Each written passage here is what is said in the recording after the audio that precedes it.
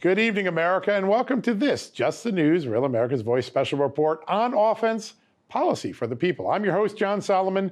Tonight, in partnership with our sponsor, Heritage Action for America, we're going to spend some time talking with first-time candidates, current conservative policymakers, and influential experts to explore how specific and positive policies to address inflation, energy, crime, and the open border have propelled GOP candidates to the lead in the final weeks of the midterm election and have created a blueprint for pushing back the increasingly unpopular Biden-Harris agenda come next year. As we are just less than 2 weeks away from midterm election day, you may have seen the Senate's GOP's 12-point plan called the American Rescue Plan, rolled out by Florida Senator Rick Scott. And perhaps by now, you've also heard about House GOP leader Kevin McCarthy's commitment to America that has been endorsed by none other than former Speaker Newt Gingrich, the last big Republican leader to lead a revolution in America. Now, less than 2 weeks before Election Day, two dynamics have been at work. Democrats are ditching debates in several of the key races and talking past the immediate concerns of Americans to instead push a green energy, transgender ideology, and critical race theory platform. Republicans, in contrast, have zeroed in on the issues hitting the kitchen table, like parents' rights, renewing America's energy exploration, securing the border, and fighting out-of-control crime. Polls show that focus is paying dividends, setting up a potential Republican takeover of both the U.S. House and Senate next month.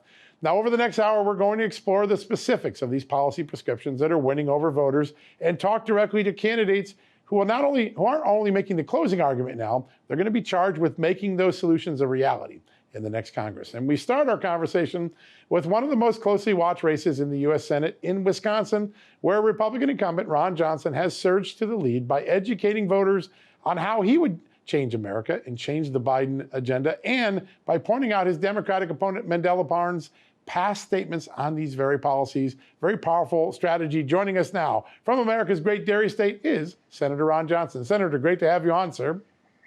Well, John, hope you're doing well. We are, and I've been fascinated. I've watched this race unfold in Wisconsin, seen the debates. You have been able to define your Democratic opponent, show how his past statements are directly in line with the Biden agenda, Biden-Harris agenda that Americans are increasingly rejecting. Tell us how voters have been reacting as you interact with them. Well, from the get-go, this campaign has literally pitted truth on my side versus lies, distortion, the politics of personal destruction, because that's all the Democrats have. I mean, they can't defend their record of 40-year high inflation, record gas prices, skyrocketing crime, an open border, a flood of deadly drugs. I just call that the list of horribles. They can't defend that. So all they have are literally lies and distortions. And so what we've been able to do since I finally got an opponent in mid-August, and by the way, the field was cleared for my opponent. They cleared the field for the most radical leftists among the candidates.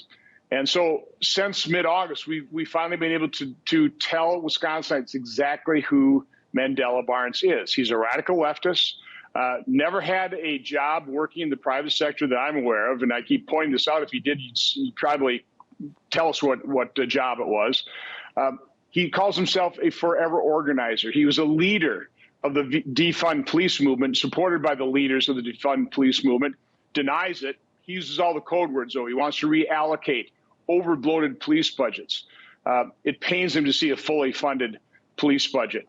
He thinks the founding of America was awful, that our national parks were only created for the enjoyment of white people. And now we find out he tweets in support of the Ayatollah, went on Russia Today 6 times, including days after the slaughter of 5 Dallas police officers, and basically rationalized that shooting, said that police are over-exercising their badges, turning their badges into a license to bully, and that slaughter was probably a retaliatory action. I mean, it's disgraceful what he has done in the past. He's hiding from it. He's taken a page out of Joe Biden's playbook, gone into hiding. He doesn't make himself particularly accessible. Does these cutesy little commercials, making him sound like a moderate. He's no moderate. He's a radical leftist. And to the extent that this race has turned to our advantage, I think it probably has, but this is going to still be very close. It's because Wisconsinites are finally seeing the truth about who Mandela Barnes is.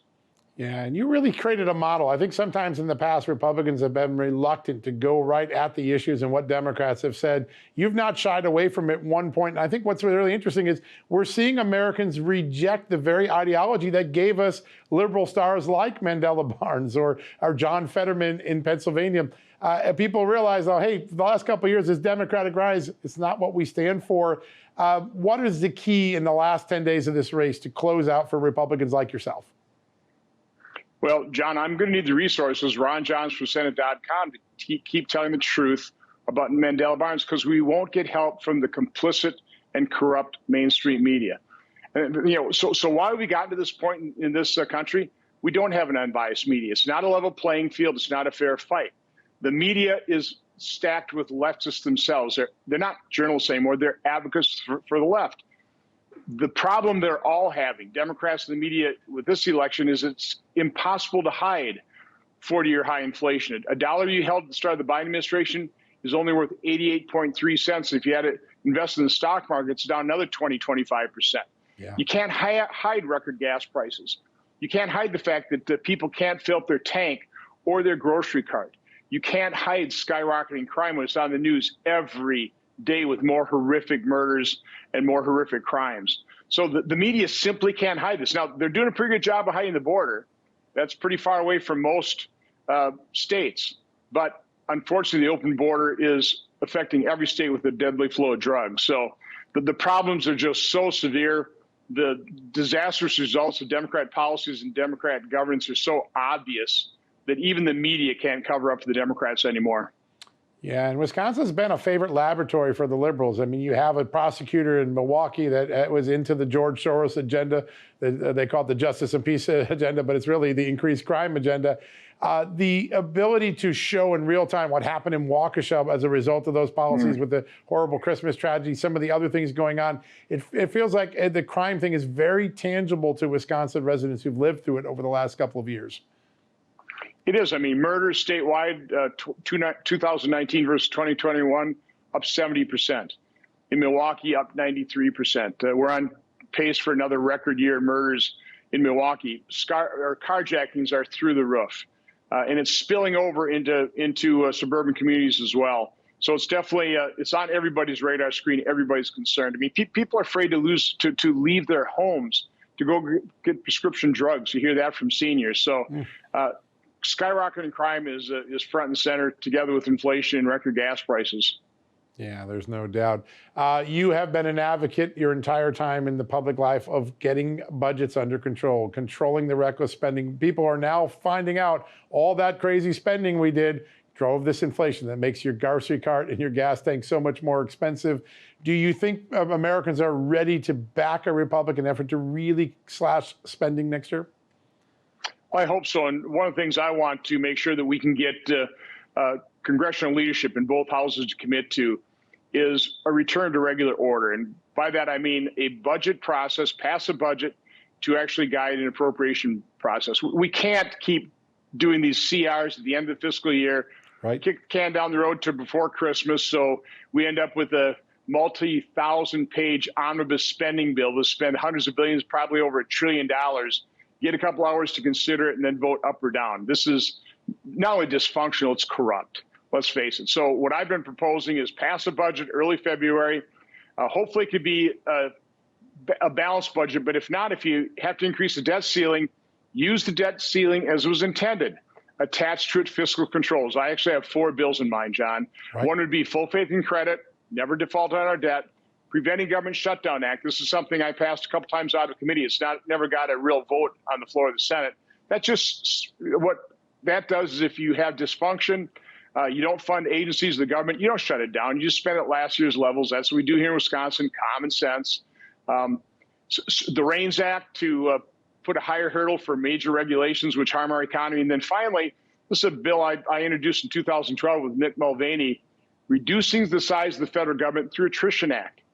You don't have to fire people, just quit hiring them, including 87,000 new IRS agents coming after the middle class. So once you've done that, then you bring up appropriations bills in order priority starting in April, go through the entire process. The House can lead here because they can pass these things, but then we need to relentlessly bring them on the floor of the Senate for debate and make Democrats vote them down. But again, this presupposes that I win. This presupposes we have Republican majorities. I'm hoping the voters make the right choice. Yeah, well, one thing I know they're hearing tonight, they're hearing the way that they would run their budget. And it'd be nice if Washington could run the budget like everyday Americans run their own budget, sir. And I know that's something you're committed to. So great to have you on the show today. I want to wish you luck in the final 2 weeks of the election, but thanks for joining us. Stay well. Keep up the good work. You, sir. You as well, sir. Thank you so much. All right, folks, we're going to take a quick commercial break. When we come back, another great elected conservative will be joining us, although he brings a Southern perspective to the conversation. We'll be right back with Congressman Austin Scott right after these commercial messages.